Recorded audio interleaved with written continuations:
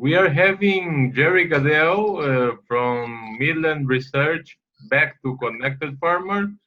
Today he's going to speak about his opinions on what the USDA is going to bring up in the next report. And remember that Jerry Gidel was the guy that anticipated lower yields in the state of Illinois, and he also talked about Iowa.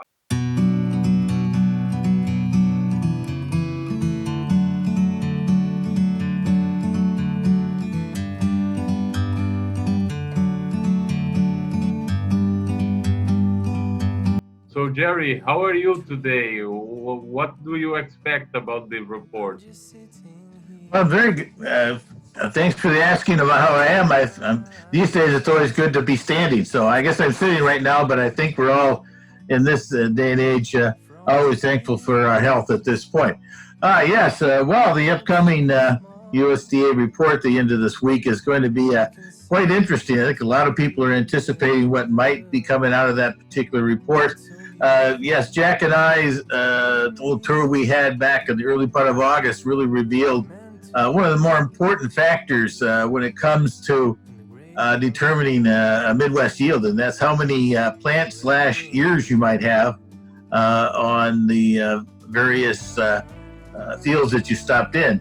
And we, at the time, didn't seem to feel like we had as high a level of plants and ears out there. We actually felt it was about 3,000 less than we had a year ago, and that wasn't even as strong as maybe 2 years ago. And then our latest Midwest crop tour here from ConnectedFarmer, they also kind of verified that this year's ear counts were down. And so that put things in kind of an interesting situation. Now, I think the other big factor that's continued on since our early August look at the soybeans and corn crop in Illinois has been the fact that up until yesterday, last night, my home area of west central Iowa had not really received any kind of soaking rain of any type. We're talking quarters and halves and things like that. That they finally got 2 inches actually on some of the areas that I'm well aware of in west central Iowa, west of Fort Dodge. From there, so that's a positive. The biggest problem is will it help us at all on our yields? It definitely won't impact what our yields will be on this USDA report on Friday. And in most cases, this time of year, rain might give you a little bit of boost if you've got some green beans out there.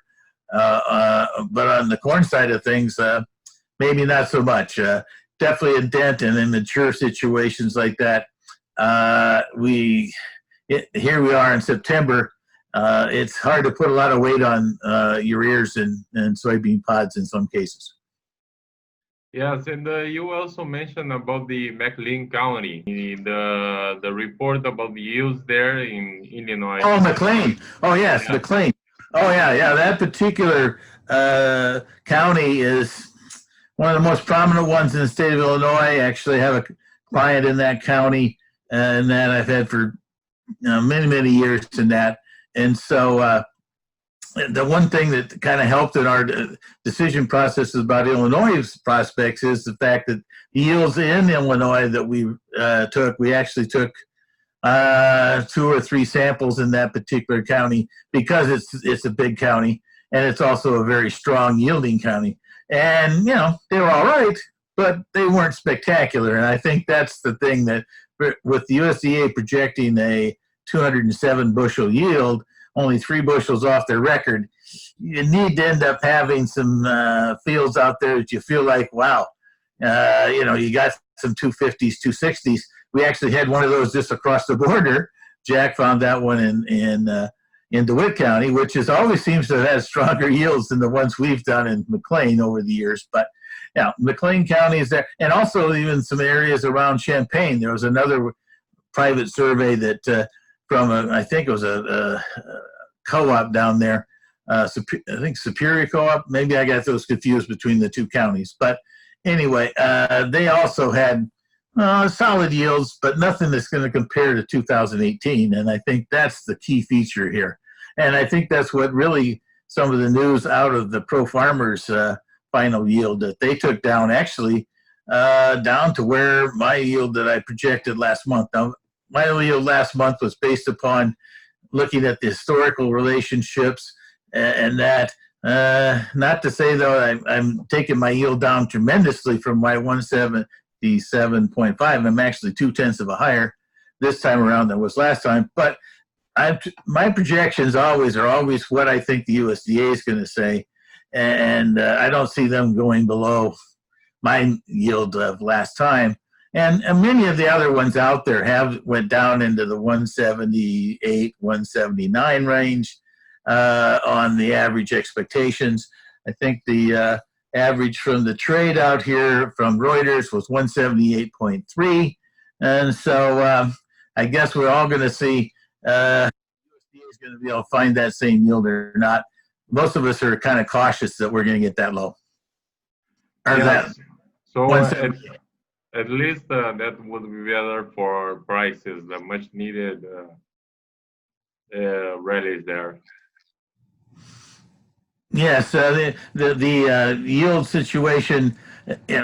Actually, the other big feature in this thing is the ratio and how many acres we've taken out of Iowa.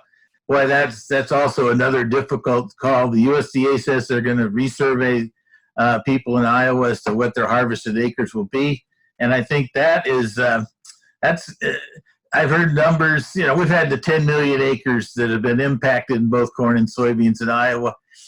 Yes, there's been impacted. The soybean side of things is it got tangled up and all that kind of stuff, but I don't see there's any major problems like they broke over in the corn, as we've all seen those photos and that about the corn there. And the corn that's really has to be unharvestable or is the one that's broken over or not going to be able to straighten back up. And that's a very concentrated situation out there. I'm guessing 250 to 300,000 acres.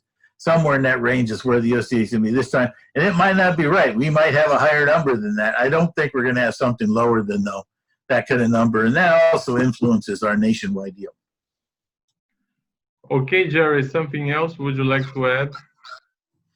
Well, I think that the soybean side of things is probably even as good of crapshoot as anything else on the soybean side because of the fact that I think people have been mesmerized, as I said, even the last time we were talking about this, is that the clean fields that we've seen has really got people's optimism about the soybean crop because there's less competition with weeds. But at the same time, the lack of moisture in a pretty sizable area of the country, starting back in late June in parts of Iowa and continuing up to now, and even in parts of northern Illinois, parts of northwest Ohio and northern Indiana in the last month or 6 weeks, that's prime time for beans. And that's going to be a little difficult. You can count up the number of pods. You can try to say there's 2 or 3 pods, 2 or 3 seeds, or 2 or 4 seeds. But the problem is, how big is the size of the bean inside of that pod? That's another major situation. So we're probably going to slip from the USDA's numbers, 53.3. But at the same time, I don't think that we're maybe going to get a great handle on soybeans. But right now, we've got a lot of demand going from our friends across the sea. And that's really helped us out here in the price.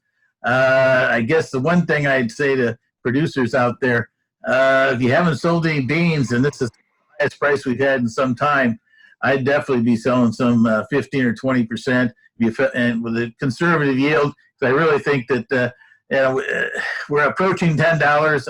I think there's chances for it to go higher, but the problem becomes I don't know if the USDA is going to find our smallest soybean crop here in September. It'll probably be October or November when we finally get most of these things harvested. Jerry, thanks a lot. You bet. Thank you, Louis. It's always good to talk.